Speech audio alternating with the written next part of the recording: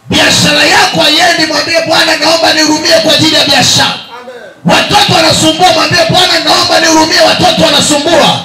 Hauna kazi, mwambie Bwana naomba nihurumie, sina kazi. Mambo hayaendi, mwambie Bwana nihurumie, hakuna kinachoenda kwenye maisha yangu. Adui zako wamekuzingira, wataka kumaliza, mwambie Bwana ninaomba huruma yako mbele ya adui zangu. Hapo Bwana hawezi kuvumilia tena, atainuka tu kwenye kiti chake, atakuja kwenye maisha yako na utaanza kuona vitu vinabadilika.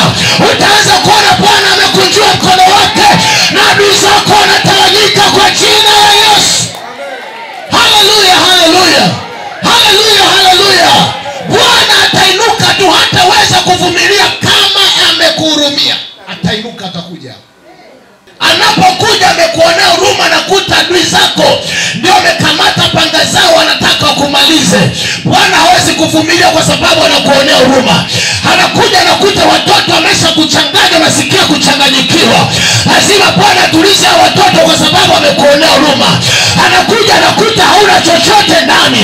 Hakuna unga, hakuna pesa, hakuna chochote.